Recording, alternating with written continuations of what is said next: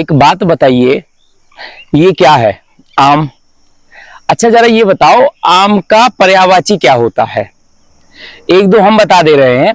आम्र हो गया, रसाल हो गया, है ना, अति सौरभ हो गया, और फल श्रेष्ठ हो गया। ठीक, बड़ी समस्या। बताइए जल्दी से कमेंट में।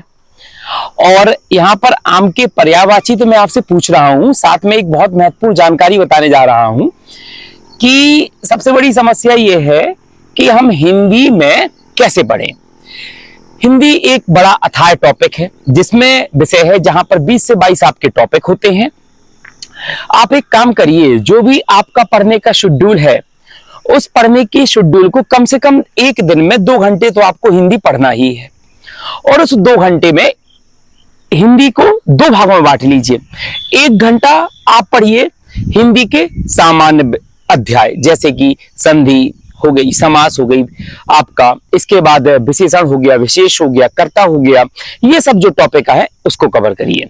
और बाकी बचा 1 घंटा, यहां पर आप केवल याद रखने वाले टॉपिक कवर करिए। ठीक है, विलोम, तत्सम तद्भव, पर्यायवाची, लेखक, रचनाएं, पुरस्कार, ये सब चीजें। और आपको जो याद करने वाला 1 घंटा है ना, उसको कभी याद करने का प्रयास मत करना कि तत्सम तद्भव याद नहीं हो रहे, विलोम शब्द याद नहीं हो रहे, या फिर आप ये शेड्यूल बनाकर बैठे हैं कि एक समय आएगा कि हम 2 दिन में पूरा विलोम रट लेंगे, अगले पर्यायवाची के टॉपिक में या पर्यायवाची के समय पे हम पूरा पर्यायवाची याद कर लेंगे। कभी याद नहीं होगा।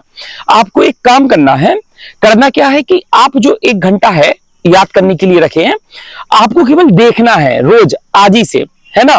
जैसे विलोम है तो आप विलोम देख लो, इसके बाद आप तत्सम पढ़े, तत्सम तद्भव आप देख लें, पर्यायवाची आप देख लें, मुहावरे हो गई, रचनाएं हो गई, पुरस्कार हो गए। तो जैसा आपने शेड्यूल बनाया है 1-1 घंटे में, उसको केवल आप देखें। और कोशिश ये करें कि एग्जाम के पहले 3 से 5 बार आप उसको केवल पढ़ चुके हों। समझ रहे? याद करने वाले टॉपिक को आप पढ़ चुके हों।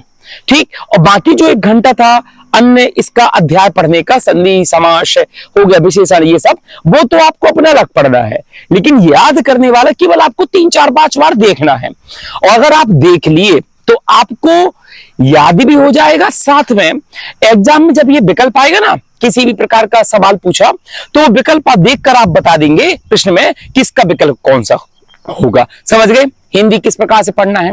और भी कोई समस्या हो तो आप कमेंट में बताइएगा और हम आपका उसका निदान करेंगे। धन्यवाद। जय हिंद।